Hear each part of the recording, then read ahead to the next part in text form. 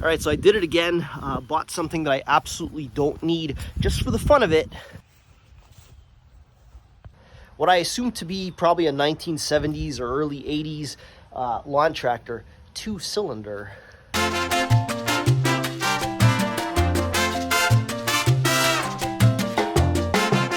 So do I need it? Absolutely not. But is it cool? Yes, it is. Let's see if we can get this bad boy running.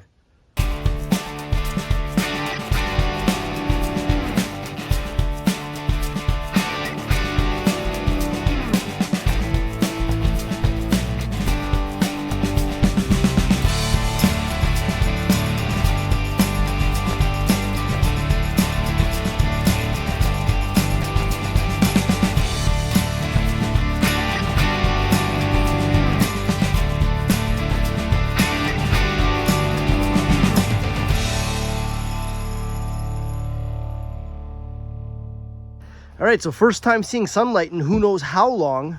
I'm anxious to start working on it, but it's Father's Day, so I'm gonna go spend some time with my daughter. I'm gonna jump into this thing in a couple seconds. And we're back. You can tell because I changed my hat. So a couple days later, and we're gonna start working on that tractor. So overall, the condition doesn't actually look all that bad. The motor does not appear to be seized. Let's take a little look at the oil. Absence or presence of some. Oh, there is some. It's pretty dirty, but it's there, so that's a good sign. Next off, we're going to check out the gas. Check out the seat. It just kind of clips in. You can adjust it that way.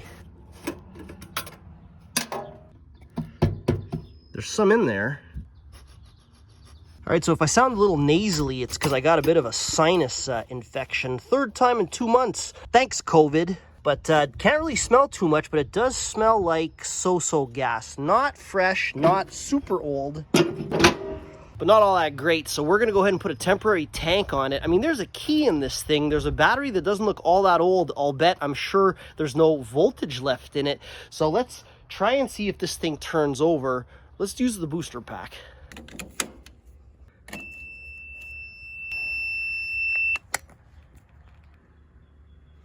Smoky. That's not good. All right, so it looks like I might have blown my booster pack on whatever the heck is going on over here.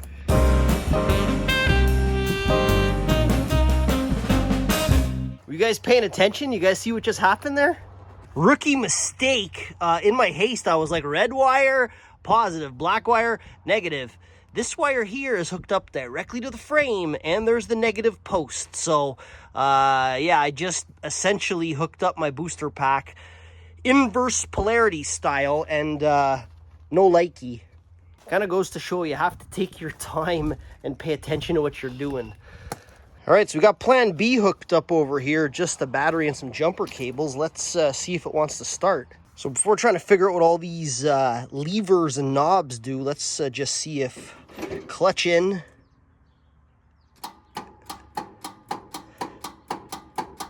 It's clicking, just doesn't want to kick over. All right, investigation time. We'll go right on the starter and see if it does anything. No, starter looks like it's toast. Let's rip that starter off and see if we can salvage it.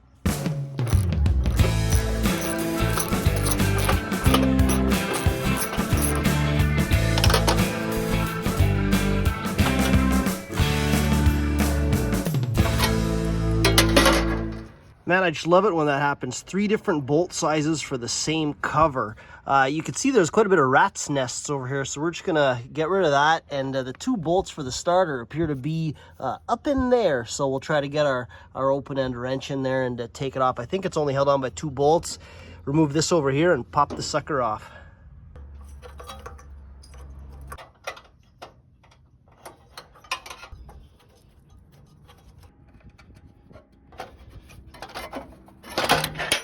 All right, we're out. So let's take this guy over to the operating table over here. All right, so normally I'd go ahead and use a scribe or some paint and put some markings on it because we're going to split it open. But this one kind of has some, I don't know, some animal scratch marks, like a tiger or something would have scratched it top and bottom. I kind of look around elsewhere, don't see any other markings. So we're just going to use that. 3 on the top, 2 on the bottom. Those are my markings. Just gonna go ahead and crack this sucker open.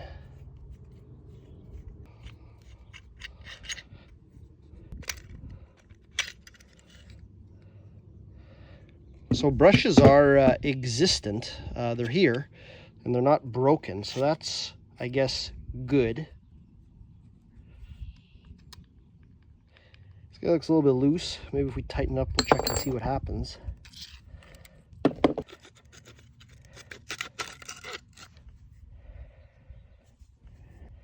I see some carbon buildup down here on these, I don't know, on this armature over here. So if those shorted out, you know, that could be causing the short. So we're just probably gonna clean it off, brush it off, check these brushes, check the continuity, and we'll see.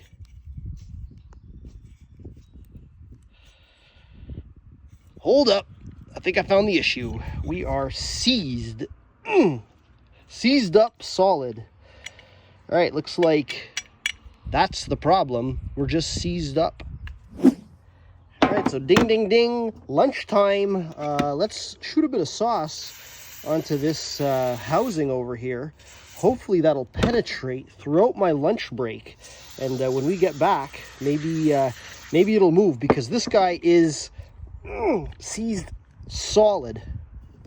And we're back. My lunch was delicious, in case you're asking. So I basically flayed this piece of gas line. We're going to use it as kind of like a little rubber protector. We're going to put it around this armature over here and get the channel locks on it and see if we can get this guy to move.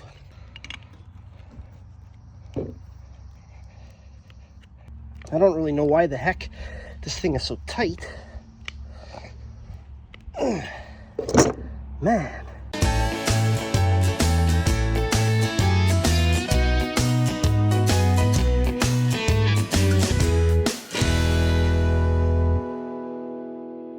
All right, so on second thought, I actually managed by squirting a bunch of sauce, penetrating sauce into that, I guess, that bushing area, rotating it around. It took quite a bit of work, but now we got it spinning pretty freely. I took the liberty of passing a wire wheel, a little Dremel wire wheel, nothing too aggressive over here. We got some sandpaper. We're gonna sand this down. Nothing else to do here other than maybe shoot it down with some brake cleaner. Then I pulled all the brushes out. They all look okay. I saw a couple pieces of debris of magnets. I thought it would have been the brushes, but apparently not. So this is going to get cleaned as well, sprayed, brushed. And then you have here, this guy here, the magnet that's in here, the big piece of carbon or what there, it looks like a big magnet, is cracked all the way down, and there is some damage. It's chipped. Right over here, not so sure. Yeah, you can see that. So it's chipped. Not ideal, but you know, this is what I got. So let's clean it up, put it back together, and see if it works.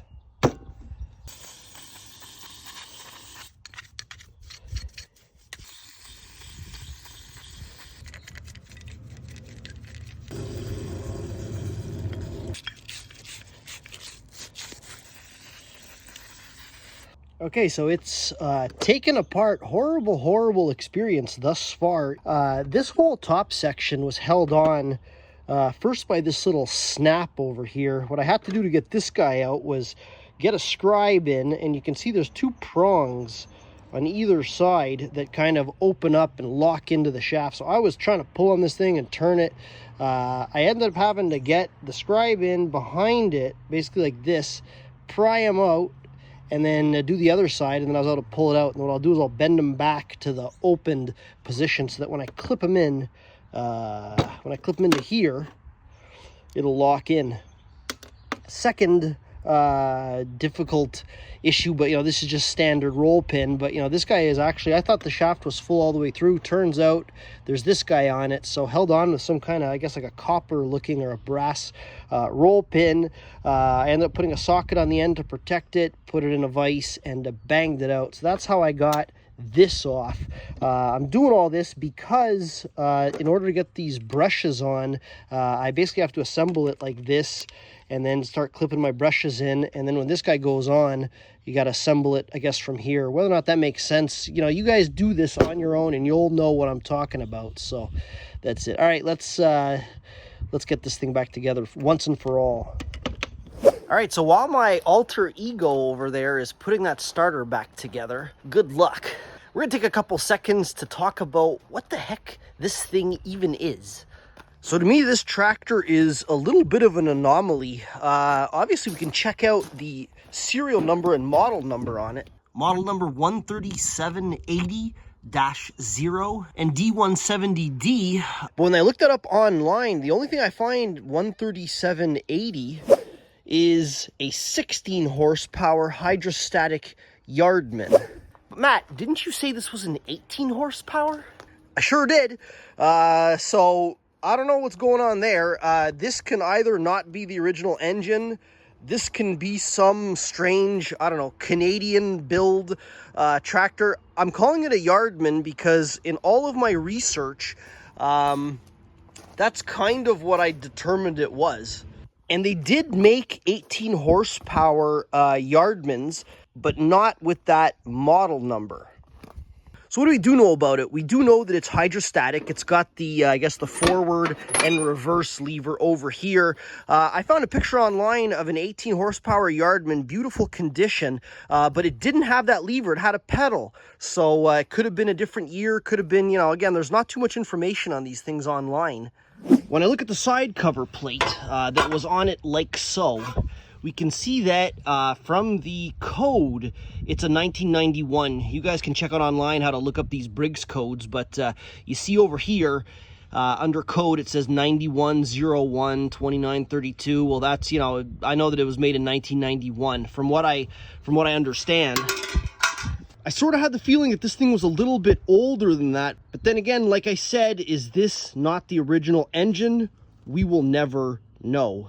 You guys want to know the story of how I got my hands on this? Probably not, but I'll tell you anyways. I ended up going to an estate sale, and I saw these 3 tractors, a gentleman that passed away and his daughter was doing the sale, and I said, how much you want for this 2-cylinder tractor? She said, all 3 have been sold. I find out a couple months later that someone in my family actually bought all 3 tractors, and we were there for a summer barbecue, and when I saw the one I was interested in, I said, what are you gonna do with this one? He says, probably nothing. I said, I'll give you $100 for it.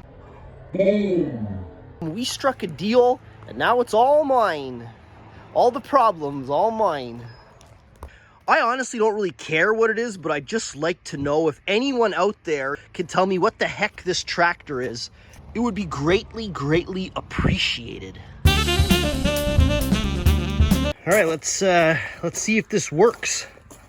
All right, looks like it's turning over, so let's get back on the tractor and see if it holds up. All right, so we got the starter reinstalled. I have to say that rear bolt was quite a hassle to get on. I had to take off this cover, and I managed. So we got our booster pack on, and let's see if the starter turns over. Very nice. Does it work again?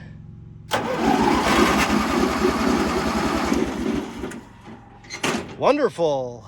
All right, next step, let's get a temporary tank on there and see if it fires.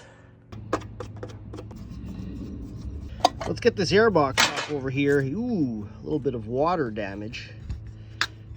And see what the carb looks like. Yeah.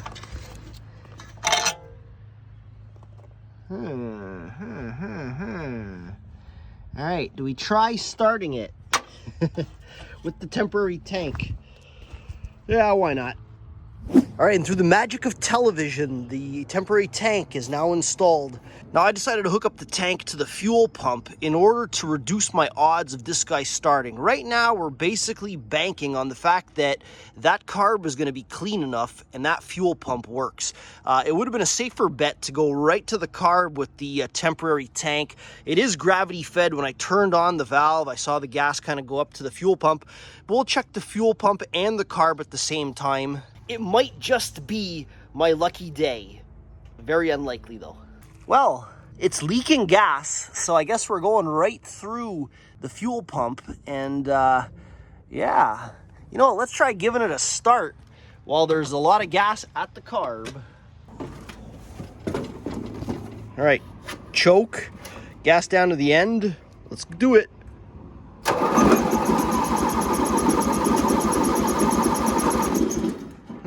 How about no choke?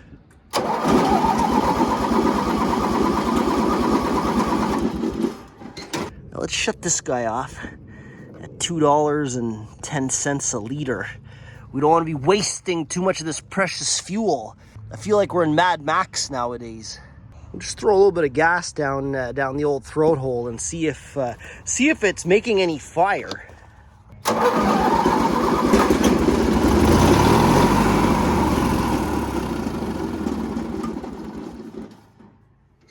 All right, so that's good. It also smells a lot like burning oil, so I don't know what that engine's gonna be like once we get it going, but at least it seems like it fired. I'm just gonna weasel off this air box real quick, give me access to the carburetor. You can tell it's not the first time this thing's been apart with the wrong screwdriver. Behold, our problem. So when I had the gas valve and the temporary tank turned on, it was leaking from over here. So the hose is obviously a little bit cracked and allowing gas to go by there. It was also leaking from, there's a little nipple at the bottom of this thing. I don't even know what this is, but it was leaking from there as well. I would rather basically just clean this up and maybe take off these top bolts and pull the top section off. I'm assuming this is the bowl, so the bowl will stay there. And we'll see about what this thing is. I'm definitely gonna change this line and we'll take it from there. The ultimate cleaning shortcut, little can of brake cleaner.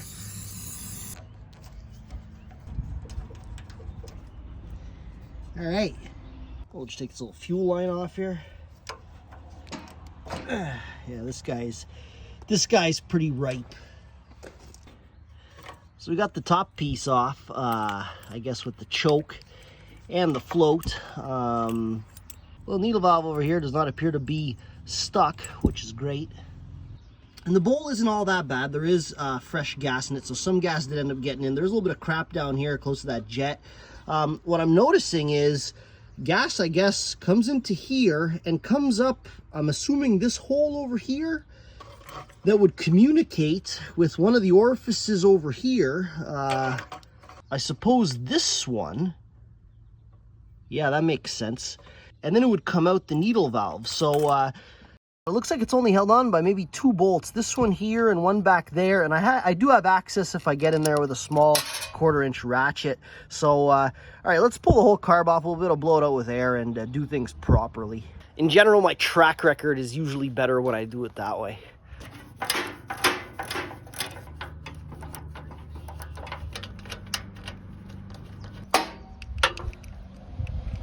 Let's investigate this sucker. All right, so let's open this guy up. The big mystery part. Try to watch out not to damage the sandwich of gaskets that's probably in there. These guys all the same length? Yep. All right, moment of truth here. Oh, okay, this is like, would I be correct in saying this is like a second fuel pump? I mean, it kind of looks like it would be another fuel pump. Yeah. So I kind of get the feeling that this tractor has 2 fuel pumps, which doesn't make any sense. Maybe that indicates that that's not the right engine. Regardless, let's clean this guy out and see if it runs any better.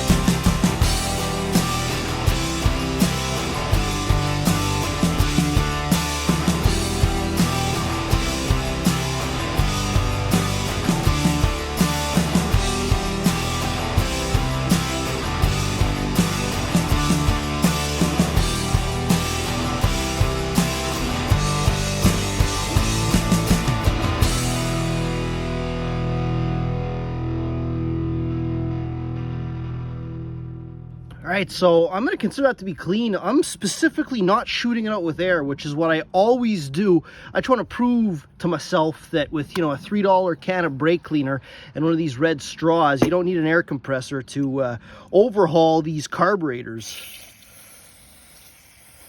Let's see if I'm right.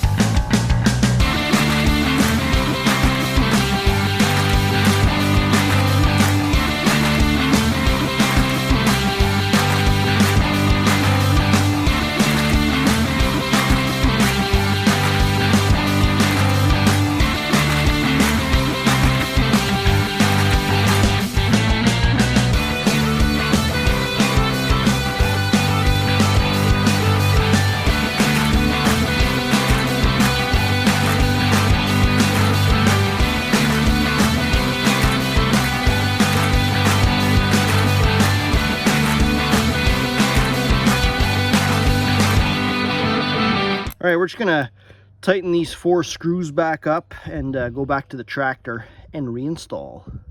Okay, so you know what I just realized as I was putting this guy back together? I remember before I said it was leaking out of that nipple or fitting at the bottom. The fact that this is a fuel pump, I would assume that this is the fuel inlet, I'm guessing, and then this would have been the pulse signal from the crankcase. Maybe the person thought that it failed, although I don't see anything. I mean, those gaskets look really good and everything, but they might have installed this fuel pump in its place. You can sort of see that they connected. This is the signal pulse line that would have originally been hooked up to the carburetor fuel pump. They extended it out to get the signal to this one. I hooked up, you know, this is the fuel inlet that normally would have came from the gas tank up to here, and then out of this one over here was the 1/4-inch fuel line that's all cracked up that would have been supplying. So obviously the fact that this guy was not hooked up and then it was leaking out of it, maybe this was poorly assembled or something was off, I'm not too sure. Or this guy could have been pushing too much fuel through it and flooding it or shooting it through, I don't know. I kind of feel like hooking my temporary tank right up to this pump only and checking to see if we can get it to run, I guess, as original.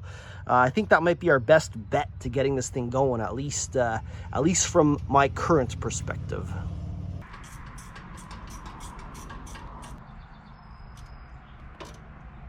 All right, so temporary tank is hooked back up. I ended up putting the pulse line back on the fuel pump. I checked online to see how it's hooked up. I think it's the bottom nipple that gets the pulse line. The side one over here is your fuel inlet. And as we know, this one has the internal, I guess, fuel connection to the carburetor.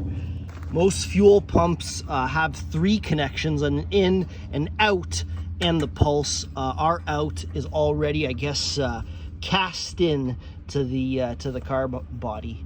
I also took the liberty of adjusting the jet over here to 1.5 turns out, because although we were at 3/4, when I checked online for the fuel pump, I found I guess the base adjustment, which is 1.5. So we'll start with that base adjustment.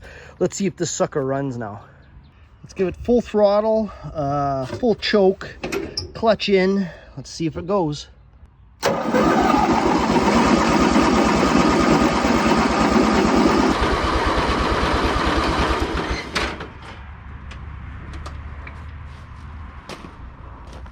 I think I was kind of seeing fuel bubbling out over here. Let's shoot a little bit down its throat hole and see if it gives it a hand.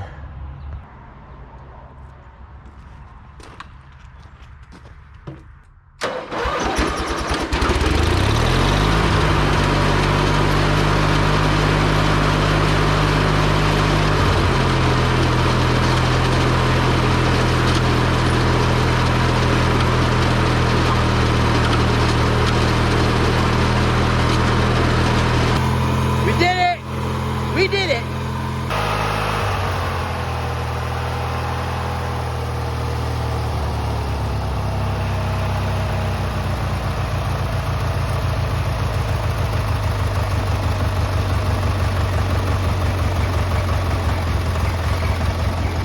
How low can you go?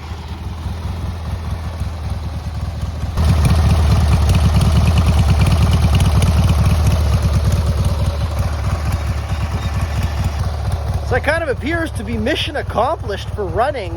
Just a little carb cleaning, and looks like it fired right up. It seems like it's idling well. Top end, we don't know yet. We're gonna have to give it some load. When we started it up, I was actually engaged on the blades, so we gave it a little bit of a harder start than anticipated. So I disengaged the blades. Let's check and see if the hydraulics work on it.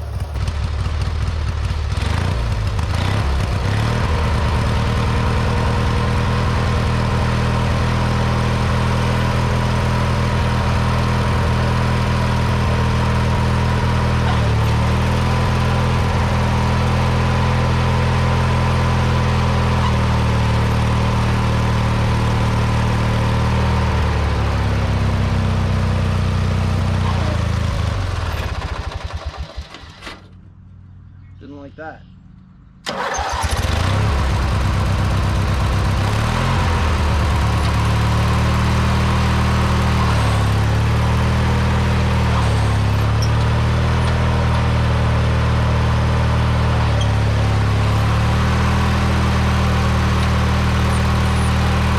So judging by the heat on both exhaust pipes, it is running on 2 cylinders. I have to say it appears to be a little bit rough around the edges, but overall I'm pretty satisfied that we got it going with such little effort. Goes to show a little bit of general maintenance, and you can get these old things back to life when you're lucky and you got a bit of skills. So I hope you guys enjoyed this video. Stay tuned for the next one. Signing out.